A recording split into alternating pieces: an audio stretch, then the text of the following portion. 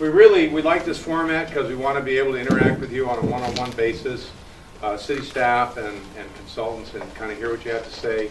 There's a place to put your comments over there. There's also comment forms that you can fill out. Of course, go online and register your comments on the website as well. So we'll get into all that. So let me just get into this thing. The project area, as you know, is about 2 miles long along Highway 99. There's basically 3 districts, kind of the Gateway District on the south side up against Shoreline, basically a desire for Gateway, a distinct transition as you get past the interchange there. The Health District at the north side where we are now, which is basically around the hospital here. And then the International District kind of in the middle, lots of restaurants, grocers and shops, Korean, Chinese, all kinds of things, all kinds of different ethnic variety there. So how can we grow these districts and keep a unique support? So it's already a mixed-use district was one of the things that was interesting. If you look at that, this is retail, this is residential sites. So on a horizontal level, there's already a mixture of uses. It's not vertical, but it's on the horizontal level. Pretty integrated system that kind of grew up in a time where that wasn't done that much. Opportunities for better integrated uses is kind of what we're looking at. Somebody asked you about this. This is an urban form heat map, and then there's been a lot of research on what makes people want to walk or what kind of attributes of a city has more walkers and less walkers and things like that. And it comes down to a number of things you can measure on a map. Their frequency of crossings, transit service, block size, employment activity, because you need a destination. Most walking in a city is done for a purpose. So when you map all that out, you can see you've got each of these 3 districts up at the hospital, the International, and the Gateway District each have a hotspot. In between, not so much. These are some areas that we might want to address, or you might want to focus our investments in the areas that already have pretty good urban form. Many places are missing marked pedestrian crossings, particularly in the south. So you can see the pedestrian crossings. This area that actually shows good potential has very few pedestrian facilities. And most of the crossings are on the side streets, not on Highway 99. So one of the things that was interesting is how far do you have to walk to be able to cross? And this is a map that shows in the central area, the green is 1 minute, so it's almost, you've got a crosswalk nearby. In the central area, you've got to walk 10 minutes to be able to get across. So that's something we want to address as well. We had the workshop in March. It was really interesting. We had a number of people here. We did instant polling. We did a lot of stuff. And you remember, if you were here, how many were you at that workshop? If you raise your hands? Well, good. Mary, you were right. There are a lot of new faces. People put dots on the map of where they wanted intersection improvements, where they wanted different things. And we were able to digitize those and really show what people did in common, all the different maps. We had, I think, 10 maps, and we were able to digitize and put them together.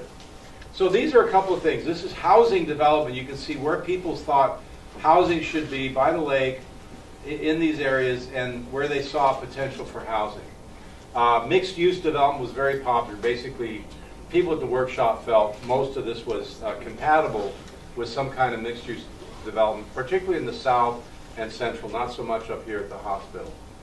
Pedestrian safety was a major concern, and I think people highlighted areas, the roundabout, or not the roundabout, the interchange here, all these areas. Landscape median, and again, you'll notice that people really highlighted the areas where people had, where there was a lot of activity and a lot of concern for pedestrian safety. Pedestrian crossing, and again, we've got the new crossing at 228th is now open, and that was a highlight. But there are some other spots that were identified for crossing. Refuges, pedestrian refuges, traffic calming, mainly in the southern area near the 104 interchange, and 220th in the neighborhood. Enhanced transit, better transfers, connection to future regional rail are the things that they had. So better transfers here in the south where you're getting onto the other system and then to the future regional rail via 228. Wayfinding, signage, so establish an Edmonds identity, establish kind of a place where people could go. and how to get to different places. Mainly people wanted to make sure you knew you could get to the rail, you could get to Ballinger Lake Park, things like that. So we have these icons that talk about community values. These are things that we gathered out of that workshop were really important to people. Connectivity, destinations, beautification, safety, walkability, affordable housing, and healthy businesses.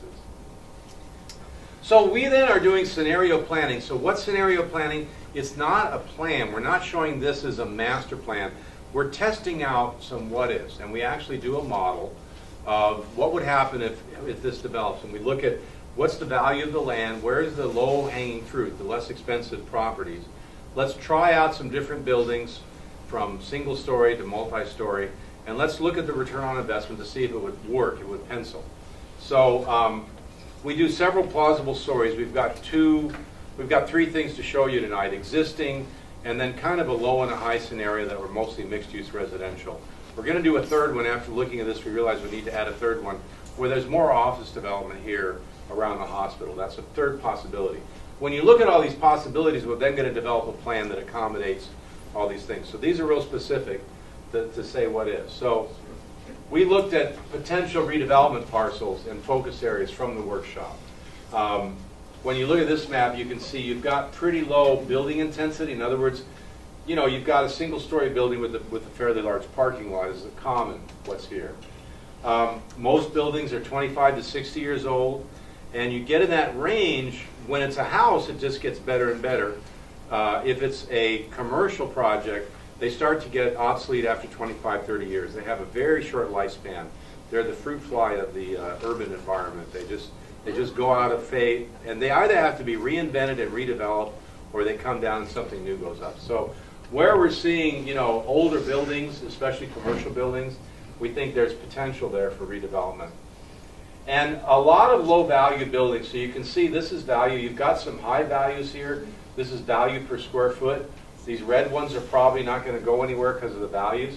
These low ones is probably where you're going to see redevelopment come in. Redevelopers look to get kind of the low-hanging fruit in an area. So we're going to look at, we determined some feasible building prototypes, and we calibrated a pro forma for the Edmonds market. Some work better than others. We took the ones that worked and basically did that pro forma and then put them on the ground and did some evaluations. So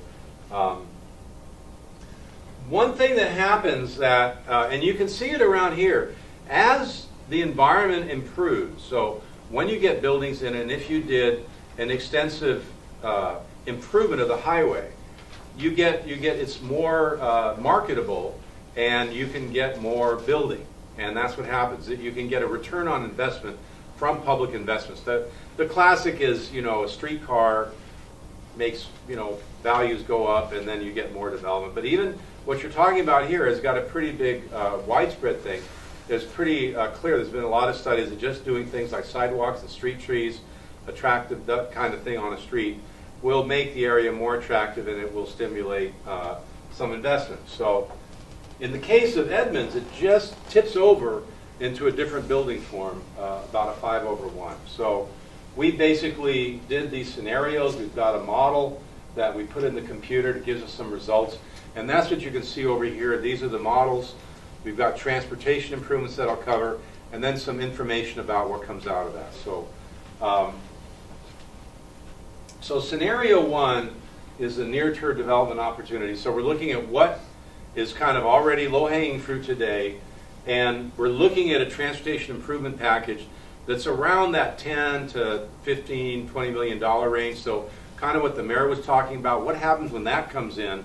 And you know, in a sense, it makes sense to focus that in areas where you're going to get some feedback, and also try to match, obviously, the pedestrian problems that people identified. So where those things coincide, it comes in. Number two is that goes in and you start to do more improvements, and you have a little bit more improvements in the development along there, in the transportation system. It's more attractive. There's more people attracted there. It's a longer term development opportunity, and we have a couple of key assumptions: that the city would develop zoning issues providing transit supportive parking standards, improved pedestrian activity zone between parking and streets. So you have an area between the fairly narrow sidewalks in the building, there's a wider sidewalk, or there's outdoor seating, or there's nice landscaping, or something that would make this area more attractive. So that's the key assumption in scenario 2. So what you see here is the most likely developments. So we're not, this is the north side. We're not predicting this. We're just saying this is the amount of development you'd see. These are the most likely ones. This pencils, in other words, the thing is 4/1 mixed use and 2 to 3 story apartment buildings with surface parking. So we're not doing anything fancy with underground parking or parking structures or anything like that. And you get buildings that look like this, and you see them a lot around here in the Puget Sound area. If we did this, if we just pick large parcels over 30,000 square feet, and you could get about 800 to 1,600 new residences and retail on the ground floor. So you get retail in on the ground floor. And this is the south side. You can see what shows up in that kind of an environment. This is then the improvements that we're working in to that. This is intersection capacity and safety improvements, pedestrian crossing, traffic signal and pedestrian crossing, bike route designation, class 2 bike routes, street improvements for pedestrians, access management, raised medians, and so forth. So this is the first set of improvements. And again, this is just a test, and we're here to get your feedback. There's 2 maps over there to show this in detail. And this is the south side. So this is, again, comprehensive improvements, street improvements for pedestrians, more crossings, and so forth. In the long term, basically, you get more development over 10 over 20 years. You get to the 5-story mixed use right on the street, 3-story apartments. Again, surface parking, some tuck under parking, where you pull in the back and you can drive in the first story, but there's not a structure or anything like that. And the residential capacity could be between 3,000 and 6,000 units. I think the high end is a little much, but you're probably in that, likely in 20 years, 800 to a couple thousand units in here, maybe as high as 3. This is the difference between the purple and pardon me? What's the difference between the purple and brown colors? Irene? What's the brown? I know the purple are the ones that hit off. The brown is the residential, this is the mixed use. Yeah. So these would be apartments. The rest of it is mixed use. You can see primarily what's developing is right on the road. There's some potential for apartments behind it. So there is no height restriction? No, not in this zone. It allows these things. Only downtown? Yeah, right. Excuse me, is there any thought about putting low-income apartments, not affordable, low? There is. It's one of the things that we would like to do. Now we're just looking at capacity, and certainly it's one of the things that, as the city goes forward to see if you've got an affordable housing component. Shane, do you want to talk about any of that? Yeah, just basically that the discussion has begun about housing, and there's a need. I think everybody recognized at the workshop that they wanted more housing, and some folks wanted more affordable housing in particular. And so what that will look like, and how much of that will be part of this picture, all of that's still to be determined. And I might mention that, just a reminder that the city doesn't own this property, so we're not building any of this ourselves, but we do want to work with. We're looking at what the economy might stimulate a private developer to do. That's right. And a range of things. So this is what the market would do. But the fact that you are seeing potential for development even today and into the future means that you have the opportunity to do affordable housing. If there's no market for housing at all, it's hard to do the affordable component that usually goes in as a part of the housing. So again, the transportation opportunities here, this is just a sketch again of our early ideas, but raised medians, better crossings, more priority transit corridors, enhanced bus stops, basically median to 3 lanes, a bunch of improvements here that improve the bus stops, improve the crossings, and have more of a median throughout the whole thing, better safety and so forth. So that's these are the ideas. So this is a combined land use transportation. And again, we're at the initial stages. We're trying to see what happens. when we looked at the indicators, you get about, in the near-term opportunities, basically 12 vacant acres and 9 redevelopment acres. In the new one, you get 65 redeveloped acres. So the 9 acres is all that's vacant. So you can see you get a lot of redevelopment, a lot of those one-story buildings coming out. When you look at the property tax revenue per acre, you're getting about $160,000 a year. We're also going to look at sales tax. We need to kind of calibrate our model with your sales tax per square foot, but it's pretty substantial as well because there's retail on the ground floor. Most of this, though, the primary part of this, these two scenarios were residential, and so you're mostly getting property tax from them. This is the housing by type. It's basically all multifamily. There's really no room for any single family along that road, obviously. This is employment by type, and again, these two really focused on the ground floor retail and residential. We're going to do a third one here, and we're going to look at the potential for more office development in the north side around the hospital. We think there is our economists say there's no market there today, but there I think potentially there could be a big good market in this area and down into the international district for people to mix some housing, some office in with the housing. So carbon dioxide emissions go down a little bit, pretty good, but you get basically less water use per household, less wastewater per household. The building efficiency goes up with those things. You get more walking, basically up to, you've got about 1,900 walking trips a day for people that live in that boundary. It goes up to 6,000 or 6,600. You've got more people, and it's a better walking area. So this is walking trips per unit. It goes up quite a bit because you've got more destinations, it's better environment, and the near long-term opportunity does make it quite a bit more walkable in terms of how we measure it. This is your change in physical activity, so it goes up 3%, just a little bit, but again. So transit trips goes up from about 5,500 to 7,700, about a 21% increase. Not as much as walking. Walking is the thing that really goes up because you do get more transit ridership. And vehicle trips per household goes down between 4 and 9%. And I think if we put the office over here, it's going to go down even more because that typically helps that as well. Traffic accidents go down as well. Just in that we haven't done the analysis of what the medians would do in terms of accidents, and that there'd be an additional benefit there. Transportation costs per household go down about 12% in the largest scenario, go down from about $900 to $780. So there's a savings there of $120 a month in the area when you get the more development. So we're here to hear from you. These are just scenarios, and it's not a plan, but we've got to tell us what you think is good, what you think is bad, where you think we've missed the mark, where you like something. We're going to then take this and move on to the next phase. The next phase would be to actually draft a plan. So next time we come back to you, we're going to have a sub-area plan with actions and so forth. So this is a great time to take a look at the scenarios, the feedback so far, point us in the right direction, tell us what the right thing to do is, and we'll do that. Then when we come up with that, we'll have new policies and policy changes. We'll have capital projects lists, so a short-term and long-term list of capital projects that make this happen. And then we'll start preparing the planned action environmental impact statement, which Washington law requires. And again, we are in the phase 2 right here. We are here.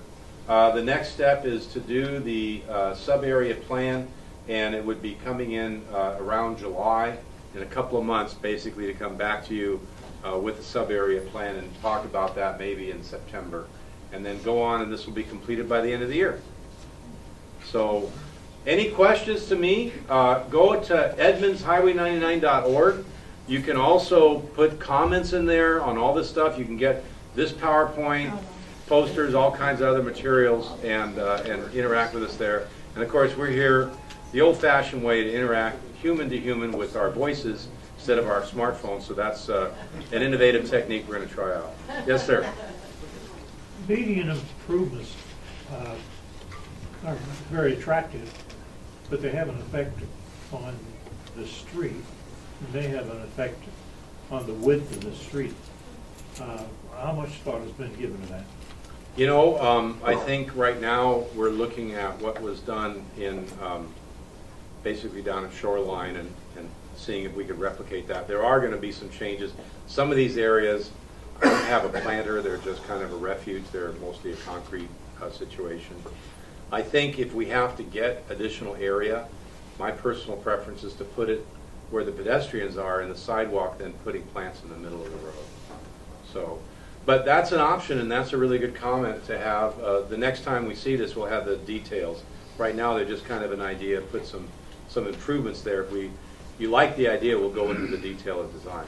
So we don't have an answer quite yet. Yes, sir. Lots of room for concrete, any room for vegetation and... Yes, the idea would be, especially on the sides, to get trees and vegetation, to try to get a shade and canopy around where the buildings and the sidewalks interact. But nothing like Shoreline, where they got a big open vast We area. could do that too, yes, and that has a benefit to drainage as well, because it cleans up the stormwater. So there's, where we have room, that would be a possibility as well. That's on the more expensive side. Of course, they spent, I think, Shane, 100 million? Over 100 million. Over 100 million, so we have 10. So it might be Well, good that's to... just a start. That's a 10 start, million it's a is start. to be the So in the start. long range, I think you should go for that. I think there's some areas here where it might be a little too narrow to do that, but where you do have space, I think it's a good idea to do it. But again, you're trying to get, if you have a choice, this is my opinion, to put the landscaping and the benefit of the landscaping close to where humans can enjoy it instead of in the middle where cars are. Mhm. But we're open to that. I mean, that's basically your decision too. Any other questions? And we're here, yes, go ahead. Yeah, for existing businesses that have only parking at the front street level, that has been legal and set up by the county and such in the city as parking, what do you plan on those areas? Are you going to encroach on that and take that away? Or are you going to keep that as it is, since that's a narrow area? Right. And keep those areas so those businesses can survive and make That's it on? an important part for us, is to keep the business community going well, because that's going to lead to more stuff. And you can certainly, you have a narrow lot, you can't develop a big parking lot behind. So the idea would be to leave that. I don't think there's any right-of-way acquisition thought of. But the idea would be, part of this is that where you have a bunch of narrow lots, you try to develop a common parking area, and people could redevelop when the time comes if they want to, and they could start using a common parking area, like a lot or a structure, or diagonal parking on the side street where people could park and walk back to a two-story building instead of a one. But I think there's no intention to force anybody into anything, and I think it's really important, frankly, from a point of view, is to keep existing businesses doing well, because that's going to make the market better to encourage the redevelopment. So that's generally it. Yes? Yeah, I had another question about bicycling. I travel 99, Highway 99 quite a bit, and I don't notice people bicycling on it. Right. So I can't imagine that you would have a whole lot just in the Edmonds section. Were you talking about bicycling along the highway or across the highway? I think the bike paths were parallel. Bike route designations are typically going to be focused on adjacent routes where there's less traffic and there's less stress for the biker. So that's typically what you're doing. You can see these bike paths are going to be the roads around it, rather than right on the road. I'm not sure that there's a bike path plan for the road. Irene, do you know? I would agree that that was what I've heard so far.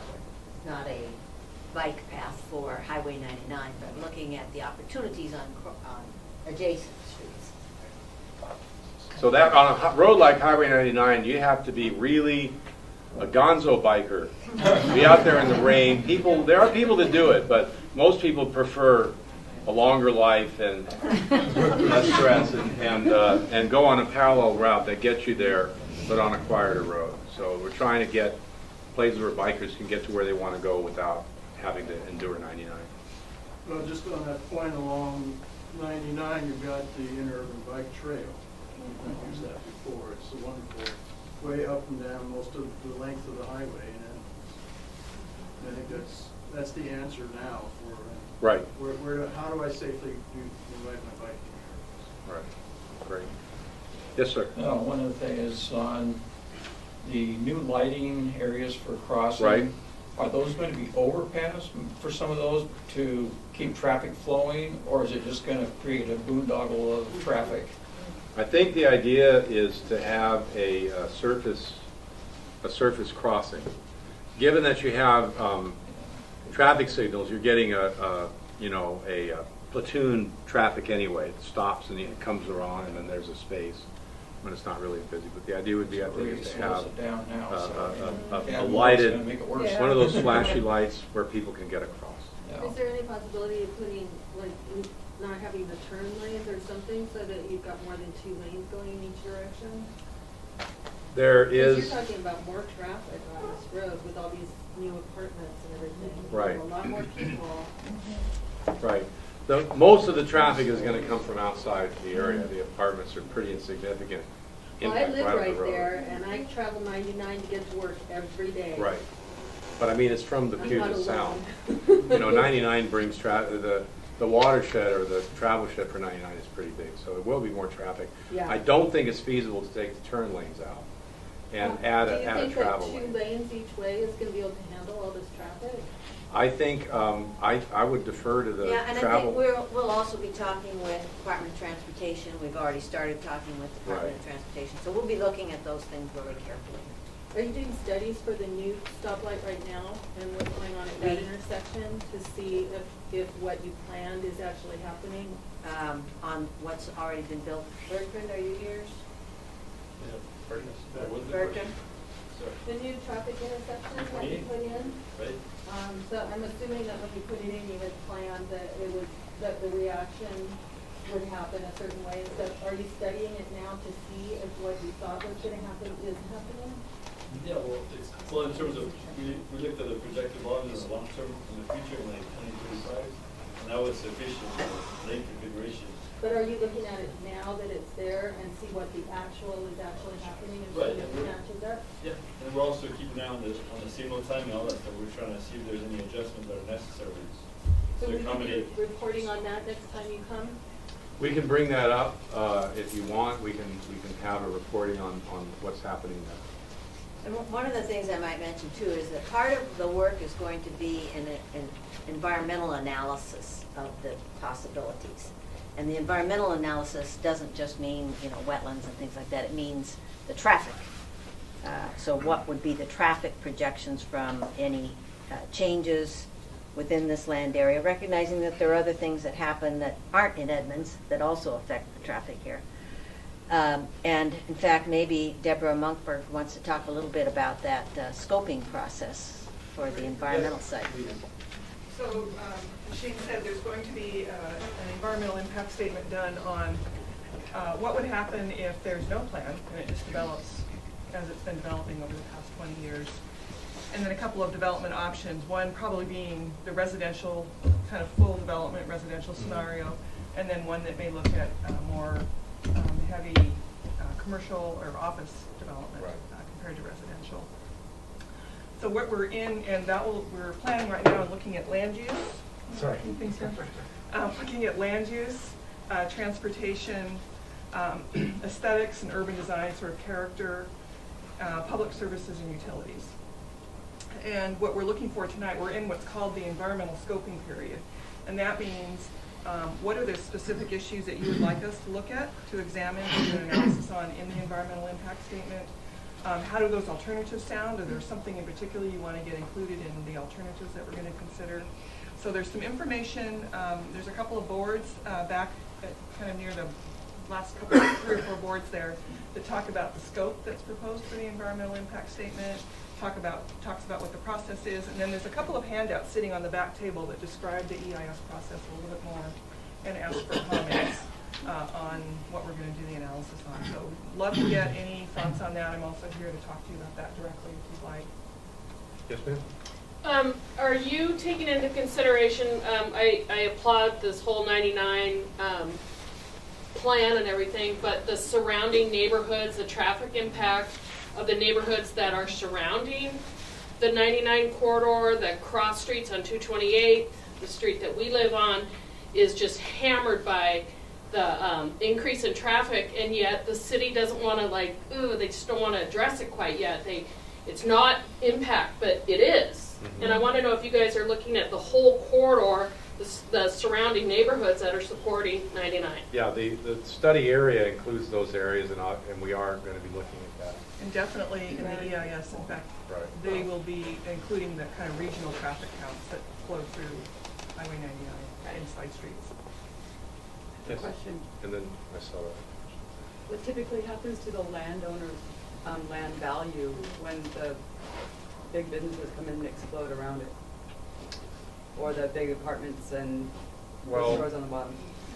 Those typically increase the value around them if they're focused on the major highway, because they basically bring in increased value, and also they buffer you somewhat from the noise of the highway because they buildings will buffer the noise. So if you look at places like this, the value around there goes up slightly, the ones that are in the residential area close by. Obviously, if there's no traffic impact, if there's traffic being routed through there, that's going to have a negative impact. But if you're isolated from the traffic, there's more places to go, more things to do, and a market that is better. We had a question, sir.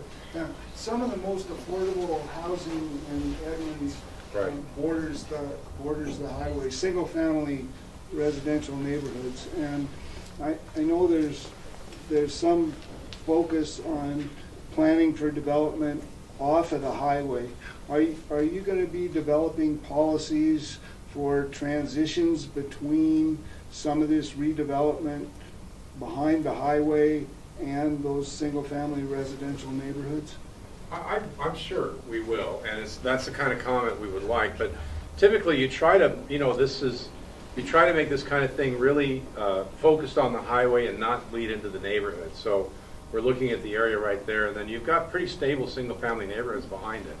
And I think the idea would be to leave those based on the current zoning what they are, not to change those. But it's not that. It's there are parcels that are behind the highway that can be redeveloped that are like across the street from single-family neighborhoods, and we're going to want to look at all the impacts of that. So when we look at the area, we're going to be looking at not only the development here, but what happens adjacent, make sure the transitions work. So yes, we're going to be looking at that, and we'll have a more detailed scenario that looks at that. We had some questions. I was just going to kind of piggyback on his, because if you look on 84th Avenue West, there's already been a lot of development on one side that backs up behind like the commercial thing. Right. And you have the single family houses across the street, but then there's like the 3-story apartments or this kind of development. What happens to 84th, because already it's a mess down there near the end of the south end there.